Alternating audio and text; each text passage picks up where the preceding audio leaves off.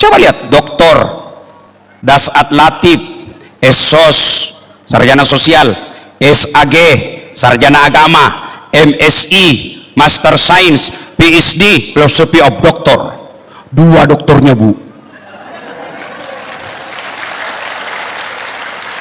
Mungkin banyak orang 2 doktornya tapi sama disiplin ilmunya. Saya beda disiplin ilmu.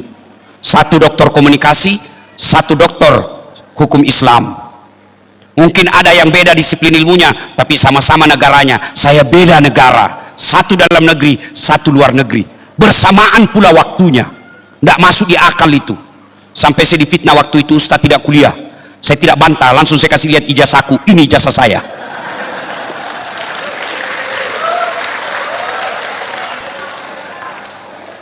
Jangan bawa-bawa kasus lain ya.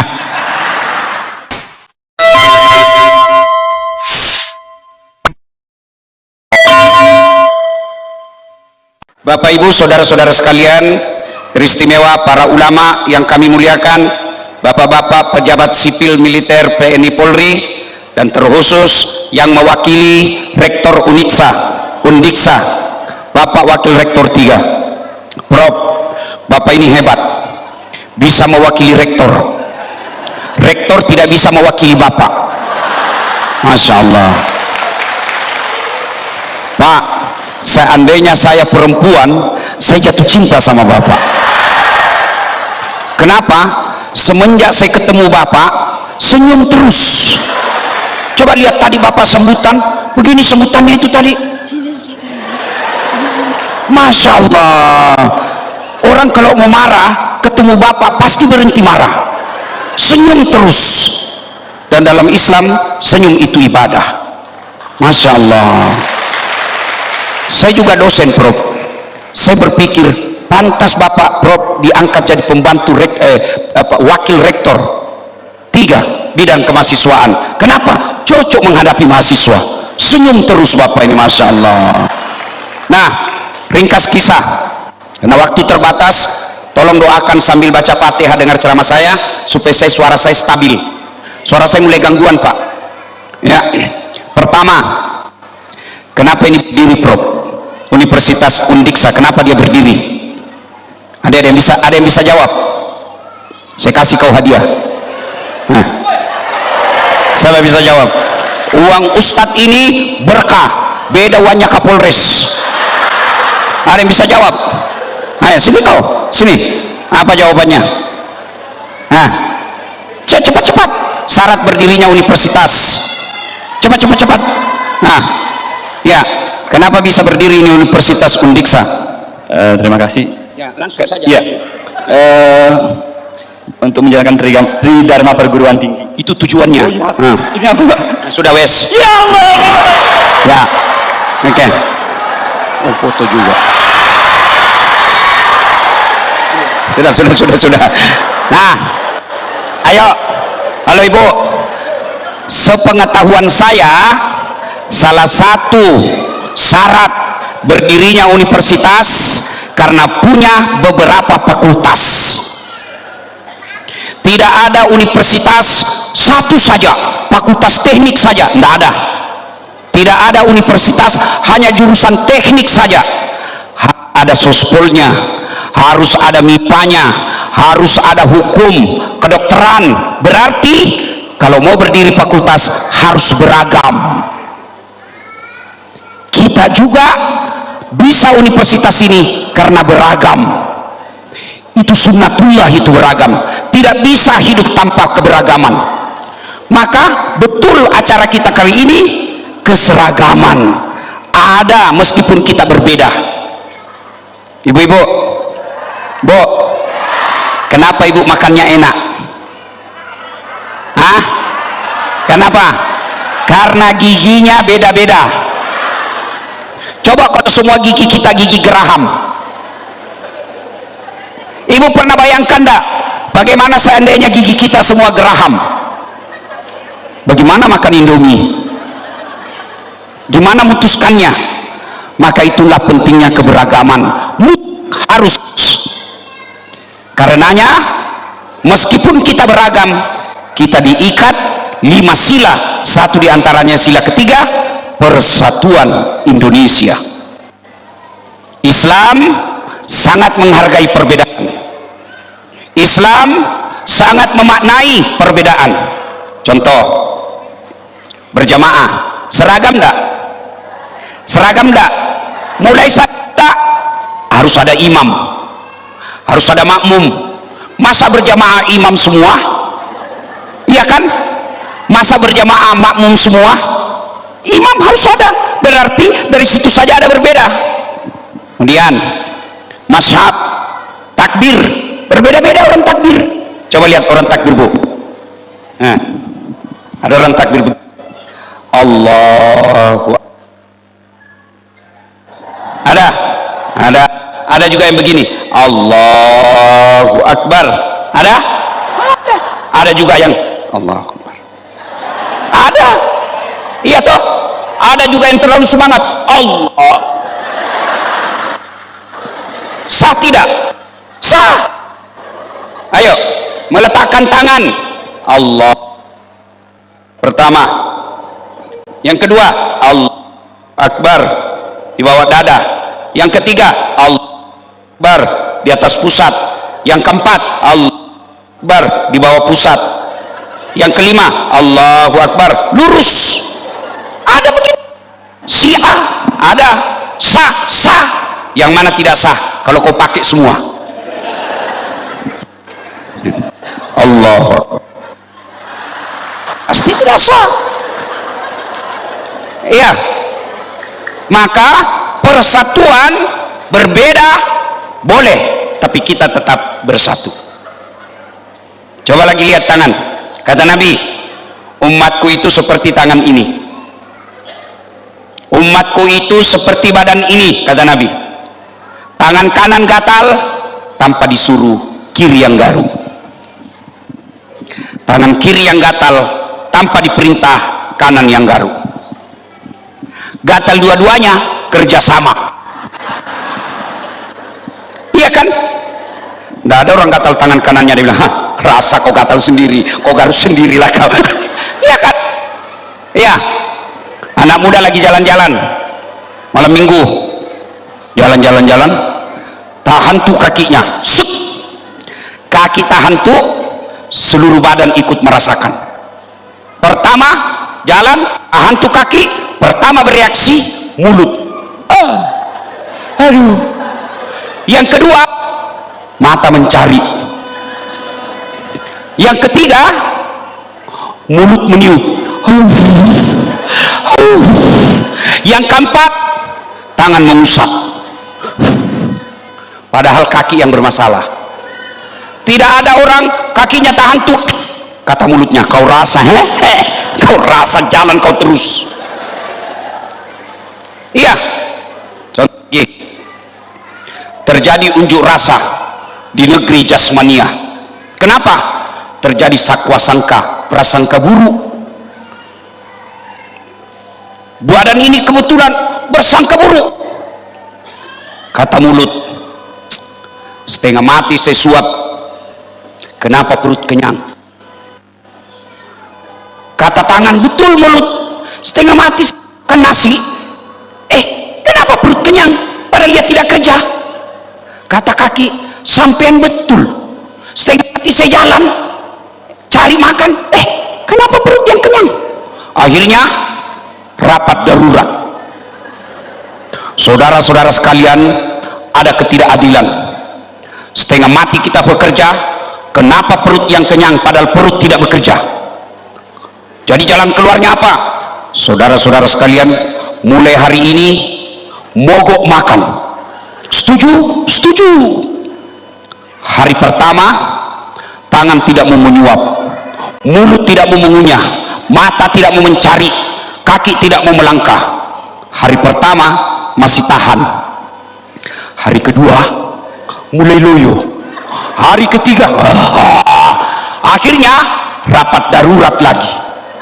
Saudara-saudara sekalian, kata mulut, betul saya mengunyah, betul saya, kata tangan, betul saya menyuap, kata kaki, betul saya melangkah, kata mata, betul saya mencari, betul perut kenyang, tapi dia tidak kenyang sendiri, dia kenyang sesaat, lalu setelah itu dia bantu kita, dia salurkan seluruh makanan itu ke seluruh tubuh sehingga kita bisa bekerja. Mulai hari ini mogok berhenti. Kenapa? Merugikan diri sendiri. Itu di kampus. Jangan sedikit-sedikit demo, sedikit-sedikit unjuk rasa. Kalau demo unjuk rasa, siapa yang rugi? Kita sendiri universitas ini. Maka yang baik bukan demo, tapi datangi pembantu rektor, datangi rektor, ikat aspirasi dengan baik, baru kita musyawarahkan. Wa'tasimu bihablillahi jami'an wa la tafarraqu. Berpegang teguhlah engkau kepada tali persaudaraan agama Allah dan janganlah engkau bercerai-berai. Kenapa perlu dijaga kebersamaan ini, terutama di Provinsi Bali? Kenapa? Kenapa perlu kita rukun damai? Bu-ibu, halo ibu, bapak-bapak, pernah lihat wisatawan? Pernah lihat orang bule? Bukan pernah, sering. Tidak. Orang Australia keluar duitnya puluhan juta sampai ratusan juta rupiah untuk apa? Mau pergi lihat sawah yang bertingkat-tingkat, ya kan? Ya, habis duitnya, meninggalkan negaranya, ngurus tiket hanya untuk datang lihat sawah di Bali. Bapak ibu tidak perlu keluar uang, bisa lihat sawah. Keluar saja rumah sudah kelihatan sawah. Coba lihat orang Arab, orang Amerika, orang Eropa datang keluar duit sampai puluhan juta hanya untuk apa? Melihat gunung di Bali yang hijau. Arab kaya, gunungnya batu, tidak ada pak rumputnya gunungnya, coklat mereka gunungnya. Maka dia datang ke Bali mau melihat gunung yang hijau, keluar duitnya sampai puluhan juta. Bapak ibu mau lihat gunung tidak perlu keluar uang, keluar rumah pak, gunung gratis bapak lihat. Orang Australia, Eropa datang ke Bali mau lihat apa? Mau lihat pesisir pantai, keluar duitnya sampai ratusan juta hanya untuk lihat pantai. Kita tidak perlu keluar duit, keluar rumah ambil motor, pesisir pantai lengkap dengan auratnya perempuan-perempuan, kelihatan pantatnya.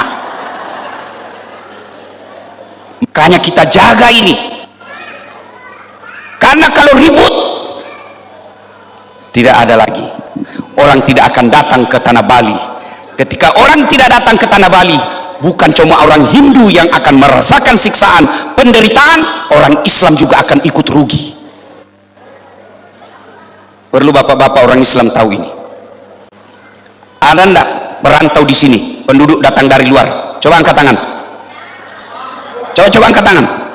Yang perantau, yang asli orang Bali sini mana? Oh banyak juga ya, Masya Allah. Pantas Bapak pembantu rektor tadi katakan sini ada kampung Islam Ustaz. Bapak ibu, bapak yang perantau datang ke sini mesti bersyukur. Kenapa? Meskipun berbeda agama dengan orang asli tempatan, bapak diterima dengan tenang, bahkan boleh cari nafkah, tidak pernah diganggu. Maka sebagai pendatang kita harus jaga ketentraman, kerukunan, persaudaraan di tempat ini. Ibu-ibu tahu enggak dari mana itu Islam? Dari mana asalnya? Negara Arab. Tapi coba lihat negara Arab sekarang. Syam yang disebut dalam Quran, Syria sekarang, coba lihat kasihan. Gaza, lihat sekarang. Kita di sini bisa dakwah, bisa tabligh akbar di tengah-tengah perkampungan non muslim karena kita damai. Mana bisa kita ceramah di sini kalau sudah tidak damai? Lagi assalamualaikum ada batu. Assalamualaikum. Marilah kita menjadikan puji. Mana bisa? Makanya semua kita wajib menjaga kerukunan ini. Boleh berbeda agama, jangan hina agamanya orang. Jelas dalam Quran dijelaskan, jangan kau hina Tuhan-Tuhan. Itu namanya kebersamaan. Kalau ada pendakwah yang suka memaki-maki, mesti belajar kembali sejarah hidupnya Nabi. Nabi tidak pernah memaki agamanya orang. Nabi tidak pernah menyerang agamanya orang. Nabi nanti perang ketika agamanya diserang. Sama pribadinya Nabi diserang, Nabi senyum saja. Maka Dek, tunjukkan kita sebagai muslim di universitas ini, muslim yang rahmatan lil alamin, rahmat bagi seluruh alam.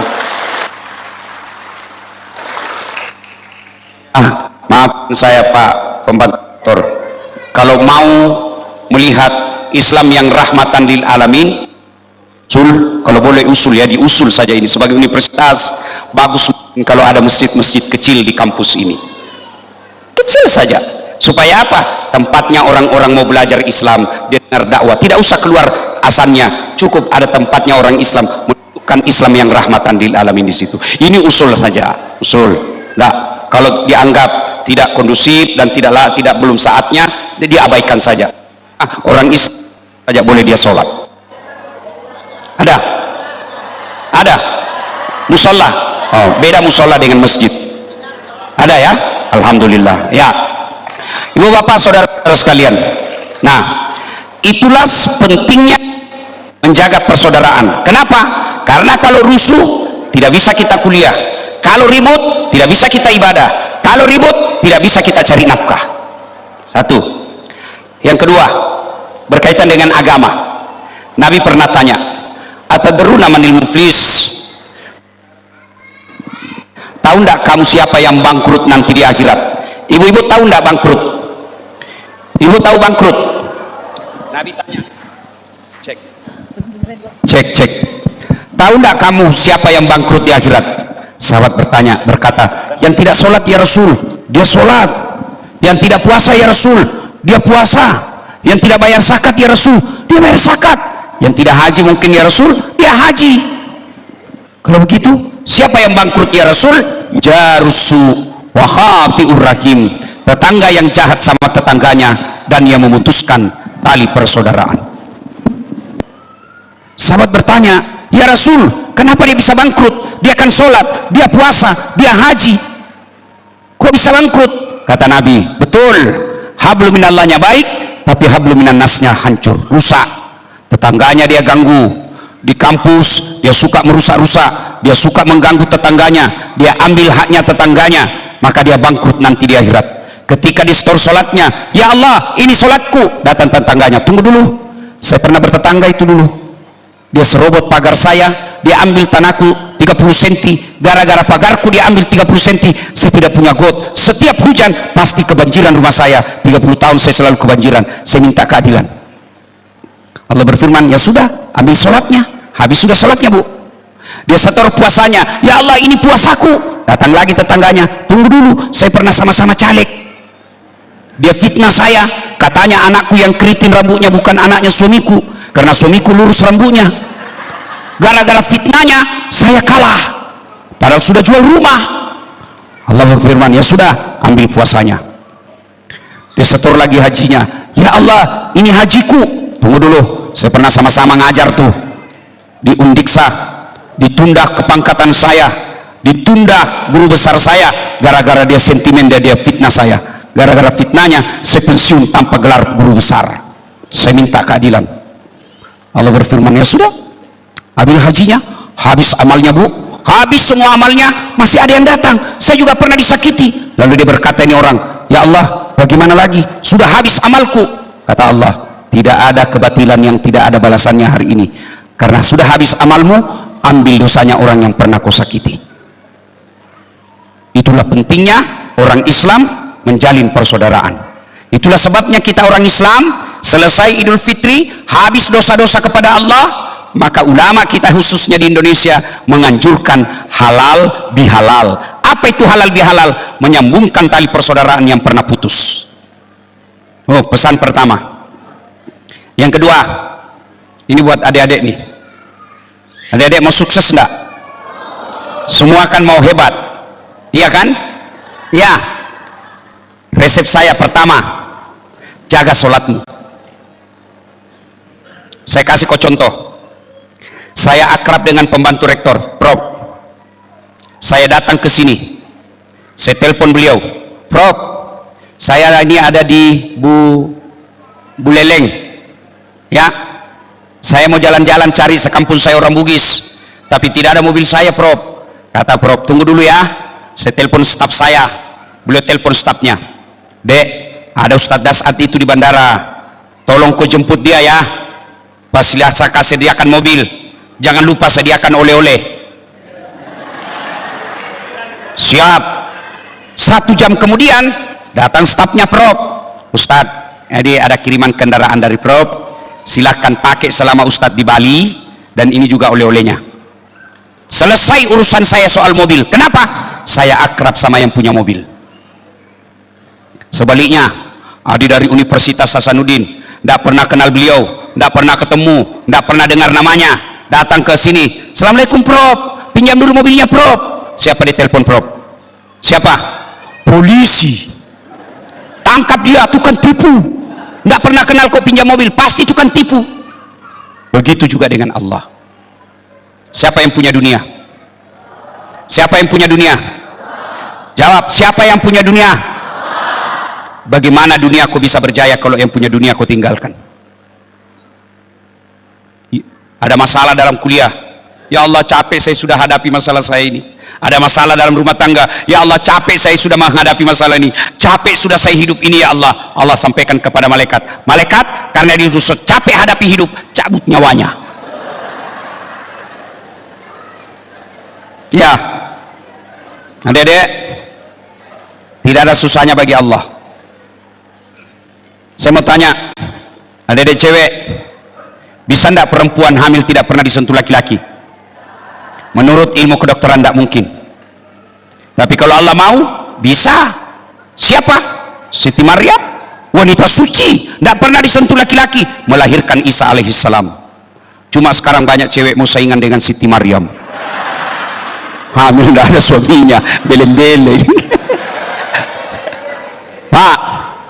Pak, ada enggak yang pernah tidur tidak pernah bangun-bangun 2 hari? Tidur terus tidak pernah bangun-bangun 2 hari?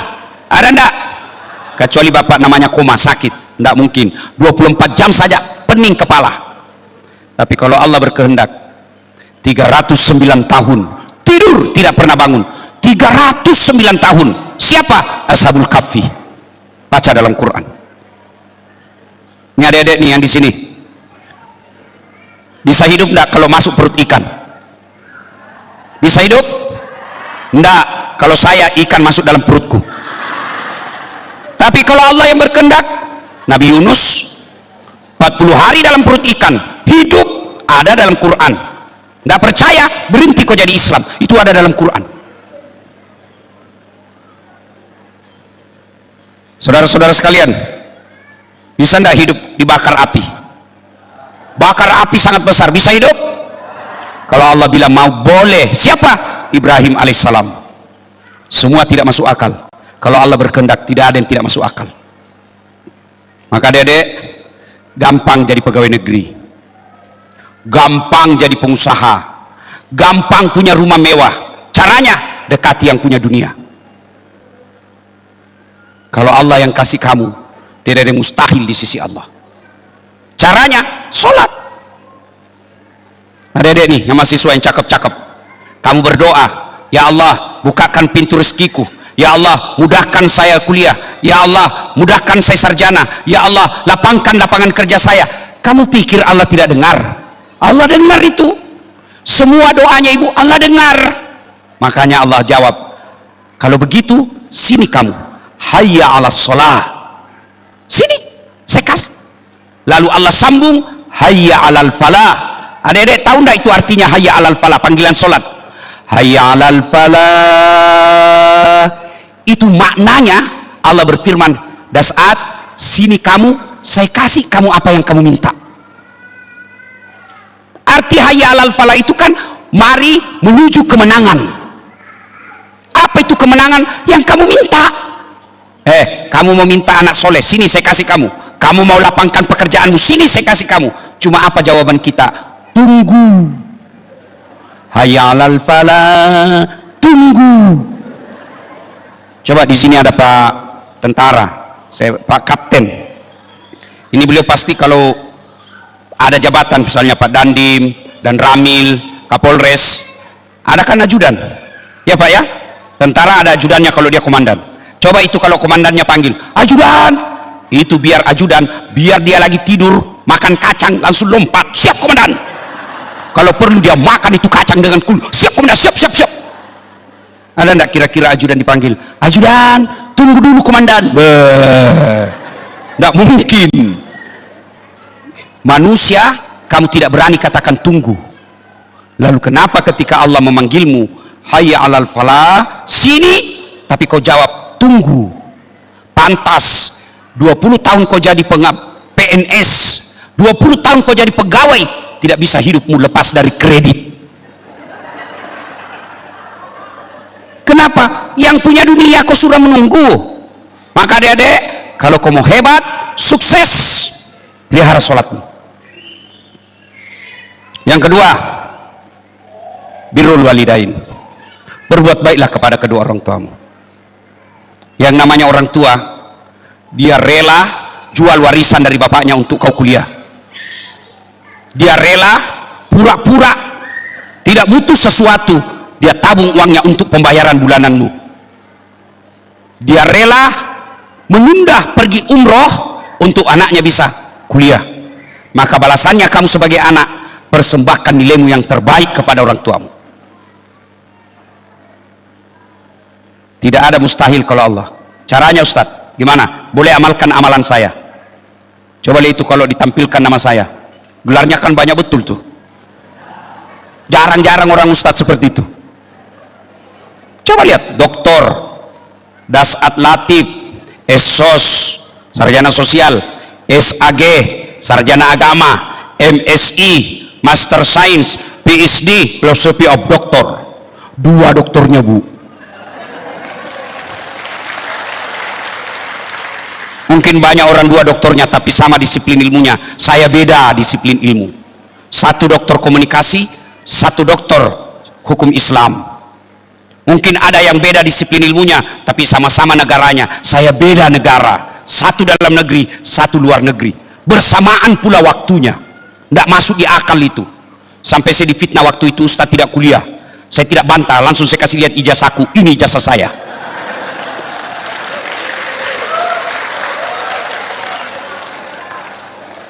Jangan bawa-bawa kasus lain ya. Ini saya dulu dituduhkan, masa dia kuliah di luar negeri, selalu ada di dalam Indonesia ceramah. Saya tidak bantah. Begitu selesai, saya lihat ini loh, penyetaraan ijazah saya. Jelas berhenti ribut. Jangan bawa-bawa ke kasus lain, ini dasar. Ya. Nah, saudara-saudara sekalian, apa resepnya? Saya pintar? Enggak. Ibu saya yang selalu doakan saya. Saya muliakan orang tua saya. Apa susahnya Allah kasih kita lulus ujian? Tiba-tiba penguji kita tersentuh hatinya, yang tadinya mau kasih nilai B, dia kasih A. Allah gerakkan hatinya. La haula wala quwata illa billah. Adik-adik, kalau kau lihat masa orang yang sebaya saya yang pernah bergaul sama saya, dia lihat saya tidak masuk di akal. Saya pernah menjadi pegawai loper koran saat saya kuliah dan SMA dan kuliah. Saya pernah menjadi pegawai catering Jalan Harimau depan Masjid Baitul Aman, lorong 77A, yang punya catering namanya Bapak Resa. Saya bilang sama dia, Pak, tidak usah kasih gaji saya, cukup kasih makan saya 2 kali sehari bersama adik saya. Saya bawa itu catering makanannya. Saya pernah jadi guru ngaji keliling, jalan kaki pergi ngajar ngaji. Jadi tukang cuci, naik sepeda BMX dari Jalan Harimau ke Jalan Antang, berkilo-kilometer. Dicuri lagi sepeda BMX saya. Sampai sekarang belum tahu siapa pelakunya. Jalan kaki saya waktu SMA dari Jalan Harimau ke Jalan Cakalang, SMA 4. Waktu saya wisuda sarjana S1 saya naik angkot. Saya bungkus, saya punya baju toga dengan jubah, saya bungkus. Kenapa? Saya malu pakai angkot baju toga. Saya bungkus dalam kantong kresek, sampai di kampus Unhas, saya cari toilet untuk pakai baju. Dan ada orang tua saya yang hadir, karena orang tua saya tidak bisa bayar angkot dari kampung saya. Tapi alhamdulillah, Dulu juga saya pernah jadi pegawai cleaning service di travel paling terkenal di Makassar. Saya bilang sama yang punya travel, nggak usah gaji saya, tapi kalau ada undian umroh kasih masuk nama saya, mudah-mudahan saya bisa umroh gratis. Sampai tutup itu kantor nggak dapat.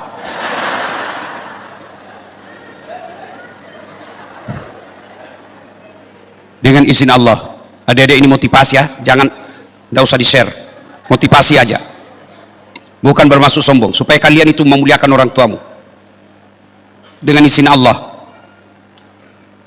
kalau dulu saya pegawai jalan kaki, sekarang saya sudah punya kendaraan beberapa unit, bahkan ada kendaraan yang saya pakai kira-kira di Makassar belum cukup 5 unit seperti itu, dengan izin Allah. Kalau dulu saya pegawai catering, bahkan dibilang dihina di kampung, tidak ada yang muliakan. Orang tua saya kadang-kala tidak diacukan saja. Sekarang orang semua mau pada foto sama orang tua saya.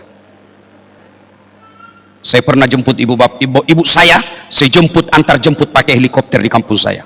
Untuk apa? Saya muliakan bahwa ini loh, kalau kau muliakan orang tuamu, Allah angkat derajatmu.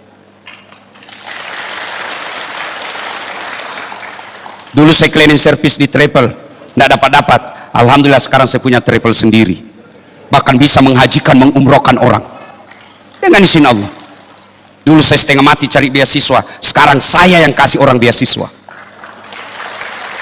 dengan izin Allah. Tidak ada yang mustahil bagi Allah. Yang penting hablum minallah, perbaiki sholat, hablum minas orang tuamu kau muliakan. Cuma sekarang anak-anak lebih hormat sama pacarnya daripada orang tuanya. Betul-betul kau semua pelakunya. Baru 2 bulan pacaran sudah panggil papi mami. Hati-hati sayang. Dikirim jauh-jauh kuliah, yang dibawa cucu. Mana hidupmu baik? Kalau sama cowoknya jabat tangan, iya kak. Sama bapaknya, percaya deh, kalau kau durhaka dan kau sakiti hati orang tuamu, bisa jadi kau sarjana, tapi kelak kau akan jadi sarjana pengangguran. Kenapa? Allah cabut keberkahan ilmu yang ada dalam dirimu. Tapi orang tua saya tidak sholat, bukan urusanmu. Orang tua saya tukang judi, bukan urusanmu. Orang tua saya kawin lagi, bukan urusanmu. Urusanmu muliakan orang tuamu, Allah yang muliakan hidupmu.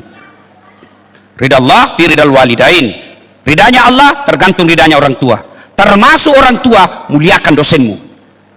Itu orang tua itu. Sekarang anak-anak dia gosip dosennya di grup. Kok ketawa karena kau semua pelakunya. Ya, apa yang rusak anak-anak sekarang? Medsos ibarat pedang bermata dua. Kalau kau salah, dia akan robek dirimu. Kalau dia baik, dia akan robek penghalang masa depanmu. Cuma anak-anak sekarang bikin konten tidak mendidik, tidak ada gunanya. Hai guys, kita lagi makan sate guys. Apa kau dapat guys? Saya juga heran itu perempuan. Kalau foto harus miring kepalanya, kasih keluar lidahnya. Coba kalau kau sebut fakultasmu, misalnya olahraga, kau bikin konten tentang olahraga. Kali ini kita bahas tentang olahraga. Sering kita dengar olahraga, tapi kita tidak tahu apa itu olahraga. Baik, olahraga berasal dari kata ini, olahraga. Sudah berikutnya posting yang kedua. Apa faedah olahraga? Supaya orang nonton, ada ilmu dia dapat. Apa jurusanmu? Fakultas hukum. Oke, kali ini kita bicara tentang hukum. Apa itu hukum? Apa itu pidana? Apa itu perdata? Apa itu hakim? Apa itu jaksa? Apa itu keputusan? Coba kau jelaskan itu, ada gunanya. Apa gunanya? Kau lihat ini. Coba lihat muka saya. Jelek. Hidung pesek. Hitam. Tidak tahu dilihat dari mana menarik. Memang saya tidak gagah ibu, tapi saya penuh pesona. Mana buktinya? Kamu semua foto sama saya toh? Kenapa? Karena ada ilmu. Dulu saya dihina orang. Alhamdulillah saya bisa berdiri di sini. Bukan karena saya cakep, bukan karena saya pejabat, bukan karena saya selebriti, bukan karena saya kaya, tapi saya punya ilmu. Maka adik-adik sekalian belajar. Janji Allah dalam Quran, yarfa'illahu alladhina amanu minkum walladzina utul ilma darajat. Allah mengangkat derajatmu. Dengan catatan sertakan Quran tadi, iman, ilmu. Kalau tidak ada imannya, ilmumu akan bahaya. Coba lihat itu di KPK, yang ditangkap KPK, yang ditangkap jaksa, yang ditangkap polisi. Ada enggak orang bego? Ada enggak buta huruf? Enggak. Banyak profesor, banyak doktor, banyak pejabat ditangkap. Enggak ada orang ditangkap gara-gara dia bodoh. Enggak. Kenapa dia ditangkap? Dia punya ilmu, tapi ilmunya tidak disertai iman. Ibu-ibu tahu bajing? Tahu bajing, ibu? Tahu bajing? Bajing itu makannya kacang-kacangan. Tapi bajingan, aspal, beton, tegel, dia makan semua. Itu apanya yang rusak? Bukan ilmunya, imannya. Maka adik sekalian, tepat sekali kalian menuntut ilmu, karena itu jalan tangga menurut Quran. Allah angkat derajatmu dengan catatan sertakan iman. Kalau tidak ada iman, ilmumu akan mendorongmu masuk ke dalam neraka. Maka sertakan ilmu. Itulah kita dalam Islam disebut puncak dari semua ilmu adalah adab, etika, akhlak. Nabi pernah ditanya, ya Rasulullah, untuk apa kau diutus ke muka bumi ini? Nabi menjawab, liutammimal makarimal akhlak, memperbaiki akhlak manusia.